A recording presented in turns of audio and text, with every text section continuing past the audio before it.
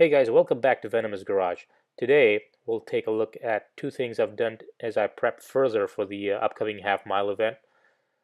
In the previous video, I shared the install of my lowering springs on the GT500. One of the reasons I did that was to minimize the huge fender gap when I mounted my 19-inch drag radials.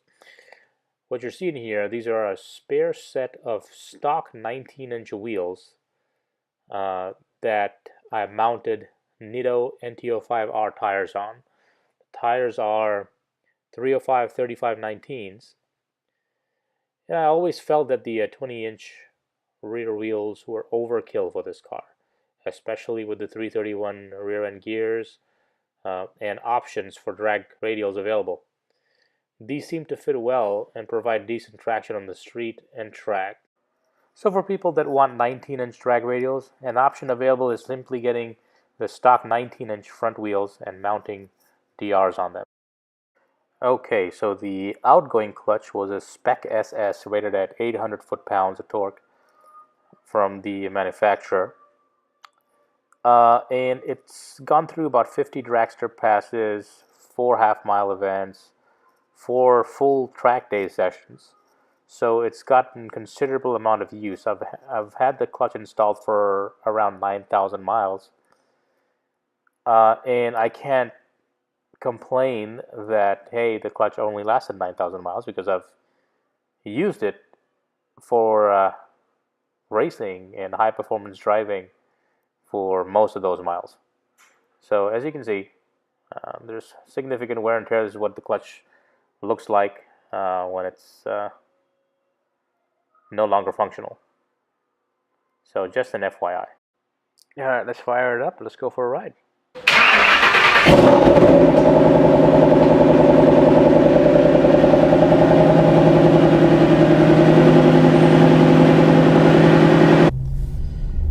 Okay guys, I want to give you a quick review of the Centerforce DYAD clutch that I have put in the car.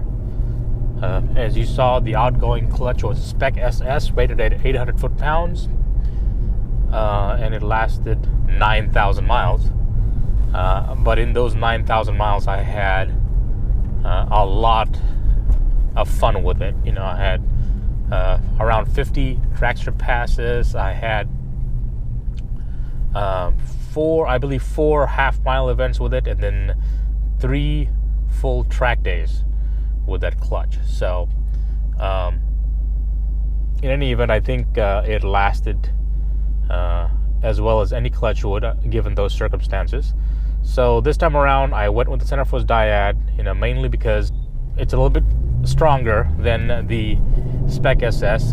It's rated at 1,300 pound-feet, but also it came as a complete kit including the flywheel, which most of the other clutch kits you'd have to source your own flywheel. So in that aspect, it ended up saving me some money, and then there was some sales going on from the vendor that I bought it from, so it worked out pretty well for me.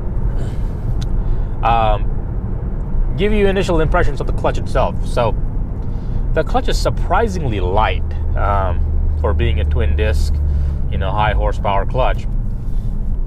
I took off the clutch assist spring so I would kind of feel the actual clutch itself without any assistance, and then I put the clutch assist spring back, and I can't tell the difference. Now that tells you how much softer it is than the Spec SS. And don't get me wrong, the Spec SS was actually a pretty soft clutch as well.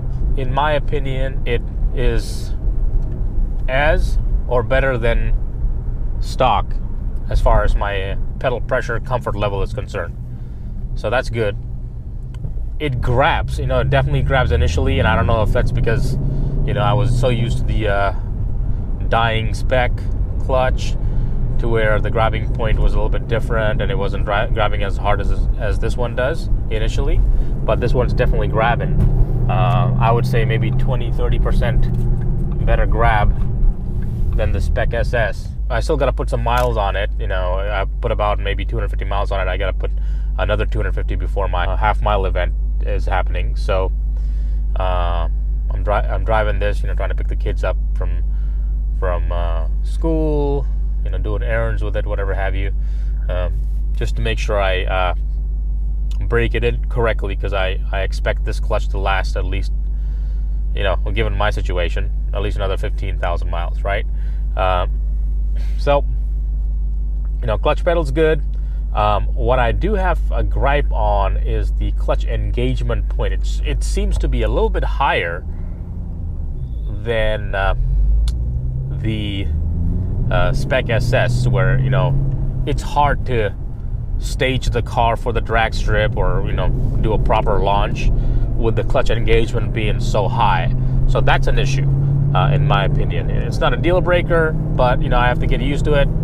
But if you're somebody that's coming from a stock car or a stock GT500 or another clutch on the GT500, you'll notice that initially. The other thing I wanted to talk about is the clutch pedal starter point. So, normally, you depress the clutch in, you start the car, right? In this clutch, the weirdest thing is I have to make contact, metal to metal, on my clutch pedal to the floor before I can turn the car on. So I'm not sure if that's just, there's something that I can adjust on it, or that's just a nature of the clutch itself. But that's what I'm experiencing. I imagine that could be an irritation to some of you out there. The one thing I want to say is, in the Spec SS, when I depress the clutch, there would be audible chatter. This thing is super quiet. There is no chatter whatsoever, which is really cool. So it helps your NVH, right? So there's a little bit of a squeak initially when I get into first gear and take off on the car. Not necessarily an aggressive start, but a normal, everyday start from a stop. Hopefully that's nothing bad, and it's just a noise I have to live with, which isn't that big of a deal. Anyway, still got to break it in. I haven't really done a lot of crazy pulls with this thing yet, but I thought I'd give you my initial impressions on the Centerforce DYAD clutch coming from a Spec SS. Thanks for watching, guys. Please like and subscribe to the channel, and I'll see you in the next one.